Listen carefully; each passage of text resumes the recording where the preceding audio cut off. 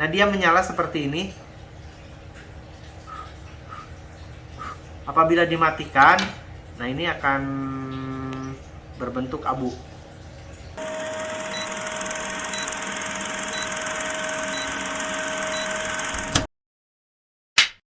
Assalamualaikum warahmatullahi wabarakatuh, sahabat Tektona dimanapun Anda berada di seluruh tanah air, dari Aceh sampai Papua. Jumpa lagi dalam channel kami, yaitu Deden Tektona, yang membahas aneka ragam tentang dunia perkonveksian.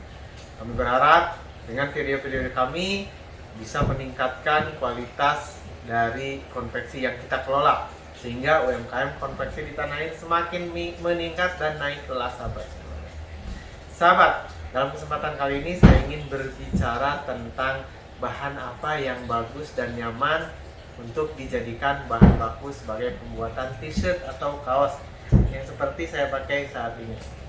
Ini penting sekali sahabat semuanya, karena beberapa calon customer kita banyak yang menanyakan bahan apa sih yang recommended banget untuk membuat t-shirt yang nyaman, kemudian juga tidak gerah, tentunya juga tidak kaku dipakainya. Sahabat semuanya, untuk mengetahuinya, mari kita saksikan videonya sampai selesai. Oke, Bang.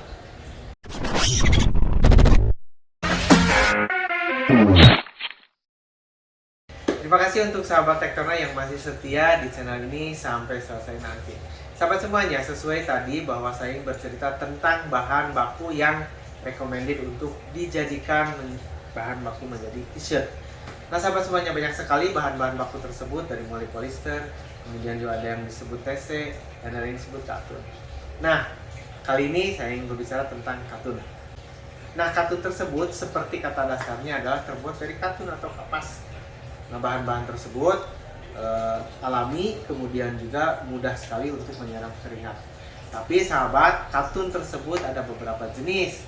Ada yang kardet, ada yang combat. Nah, yang combat adalah bahan terbaik dari katun. Sesuai dengan namanya, katun combat adalah katun hasil dari penyisiran. Artinya hasil dari seleksi, hasil dari menyisir, menghilangkan sisa-sisa, menghilangkan benang-benang yang putus, menghilangkan hal-hal yang tidak akan menjadi nyaman saat dipakai. Artinya hasil dari seleksi. Nah, katun combat itu kelebihannya banyak sekali sahabat semuanya. Permukaannya lebih halus seperti yang saya pakai ini. Kemudian juga nyaman dipakai karena tidak kaku. Kemudian juga katun tersebut sesuai bahan dasarnya, yaitu kapas, menyerap keringat, menyerap air, sehingga tidak gerah saat dipakai. Sahabat semuanya, itu beberapa kelebihannya. Kemudian juga kelebihan dari bahan katun combat itu warnanya cukup lengkap. Warnanya banyak sekali pilihannya sahabat semuanya. Seperti yang ada di dalam salah satu buku warna ini. Nah, ini katun combat ini warnanya banyak sekali. Jadi jangan khawatir mendesain kaos t-shirt kita dengan bahan katun combat, karena banyak sekali bahan-bahan pilihannya. Nah, selain itu juga katun combat itu khusus di Kota Bandung nih, tokonya banyak sekali. Jadi mendapatkannya mudah, kemudian juga varian warnanya juga banyak. Terutama kalau di Kota Bandung, Jalan Otista ya, banyak sekali sahabat semua.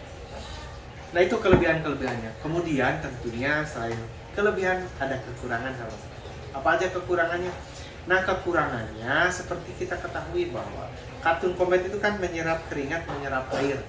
Nah, barang yang banyak menyerap air tentunya akan lebih mudah ditumbuhi atau dihinggapi oleh jamur sahabat semua.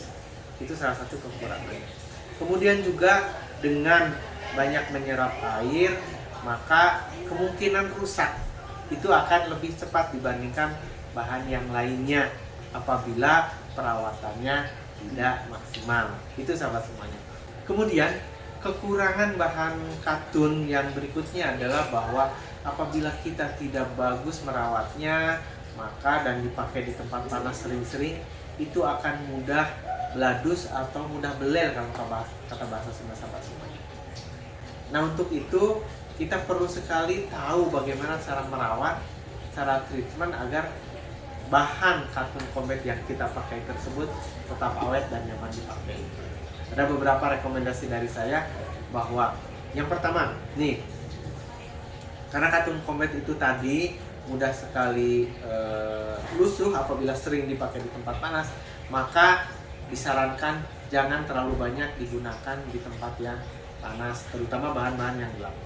Kemudian juga karena bahan tersebut menyerap keringat dan mudah dihinggapi jamur, maka sudah dipakai baiknya dicuci kemudian juga dikeringkan.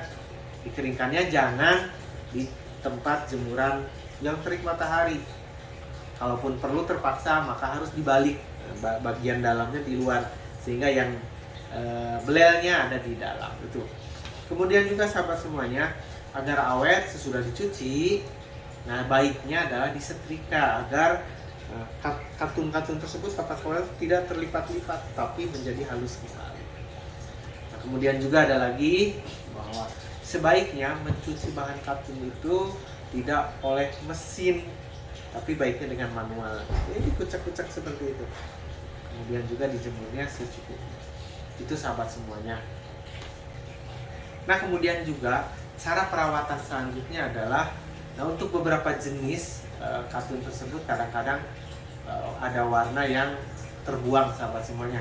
Maka dari itu perawatan yang berikutnya adalah untuk warna gelap dan warna terang jangan dicampur saat dicuci agar terhindar dari percampuran tersebut.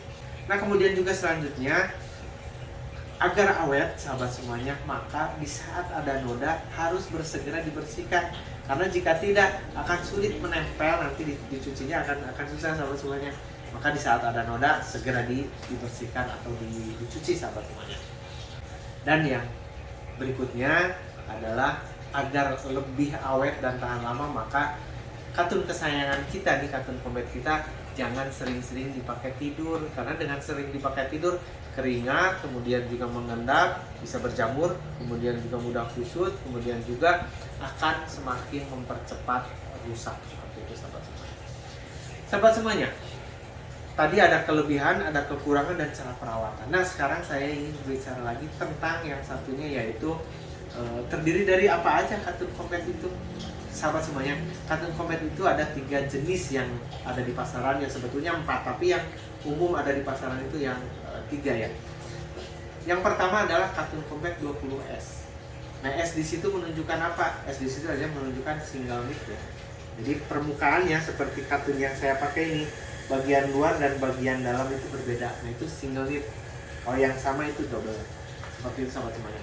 Nah, 20S itu adalah jenis katun yang relatif lebih tebal dibandingkan katun combat yang lainnya. Katun combat 20S ini adalah beratnya kisaran 180 sampai 220 gram per meter perseginya sahabat semuanya. Kemudian di bawah itu ada yang lebih tipis sedikit, yaitu yang 24S. Jika 20S itu tebal, cocok untuk dibuat kaos yang ke lapangan atau yang ke outdoor. 24S itu kisaran gramasinya itu sekitar 170 sampai 180 gram ya per meter perseginya. Nah, 24S itu lebih tipis tapi kesannya lebih dingin dipakai dibandingkan yang 20S. Kemudian juga ada lagi di bawah yang lebih tipisnya lagi, yaitu 30S. Nah, 30S itu gramasinya sekitar antara 160 sampai 170 gram per meter perseginya sahabat semuanya. Nah, karena tipis maka dipakainya akan lebih elastis, lebih nyaman, dan kemudian juga lebih tidak gerah, artinya lebih dingin seperti itu sahabat semuanya. Nah, mana yang lebih baik untuk digunakan sebagai bahan baku, maka disesuaikan dengan fungsinya. Apabila untuk ke lapangan tentunya 20S lebih tebal. Apabila untuk sehari-hari bisa 30S atau 24S karena lebih dingin sahabat semuanya. Dan ada lagi yang keempat yang jarang itu keberadaannya, yaitu 40S. Tentunya lebih tipis lagi seperti itu sahabat semuanya. Misalnya untuk di pantai-pantai, untuk souvenir, nah itu 40S. Nah sahabat semuanya, lalu harganya bagaimana? Sahabat semuanya, karena ketebalannya berbeda, maka kemungkinan harganya itu rata-ratanya mirip-mirip, tapi jadi kaosnya itu akan berbeda. Nah 20S itu tentunya karena tebal, maka jatuh per meternya akan lebih sedikit kaosnya dibandingkan 24 atau 30S. Jadi untuk rata-rata per kaosnya akan lebih tinggi yang 20 sahabat semuanya dibandingkan 24 dan 30. Nah itu sahabat semuanya. Kemudian juga yang terakhir nih, ada clue dari saya, ciri-ciri bahan combat itu bagaimana. Nah ini penting sekali. Yang pertama dari hand feel, dari rasanya itu akan lebih lembut, lebih lemes, kalau bahasa Sunda itu lebih halus sahabat semuanya. Nah itu ciri-ciri salah satunya. Nah, katun yang lain itu agak kasar. Kemudian juga bagian dalamnya juga halus karena sudah disisir, tidak ada benang-benang yang kecil. Ada katun yang lain itu ada yang berenjul-berenjul seperti itu. Nah jadi katun combat itu halus. Kemudian juga katun combat itu cirinya dirabanya akan lebih dingin dibandingkan jenis bahan yang lainnya. Dan yang terakhir, kita bisa menggunakan korek api untuk mengecek bahan katun combat. Nah katun combat itu apabila dibakar, karena memang katun itu berasal dari kapas, maka akan menjadi abu sahabat semuanya. Ini dibakar nih sedikit aja, kita bakar. Nah dia menyala seperti ini. Apabila dimatikan, nah ini akan berbentuk abu. Nah aromanya juga aroma kapas terbakar sahabat semua. Nah, ini tunggu sampai mati. Nah sesudah mati dia merembet terus ya sahabat semuanya. Kalau ada plastiknya, polyesternya, dia akan berhentinya cepat. Tapi karena katun dia merambat. Nah ini maka akan menjadi abu sahabat semuanya. Ini salah satu mengecek kebenaran apa yang kita beli itu apakah katun atau bukan. Kalau bukan katun, polyester ini akan berbentuk plastik terbakar. Ini katun. Nah itu ciri-cirinya sahabat semuanya. Mudah-mudahan bermanfaat sahabat semuanya. Itulah pembahasan tentang katun combat. Semoga bermanfaat untuk kita semua dan kita bisa menentukan bahan mana yang akan kita pilih sebagai bahan baku untuk baju kita, kaos kita. Hingga sahabat-sahabat yang akan membuat kaos di konveksi-konveksi, di pengrajin-pengrajin bisa menentukan dan memilih mana yang baik untuk kita. Itu sahabat semuanya. Terima kasih.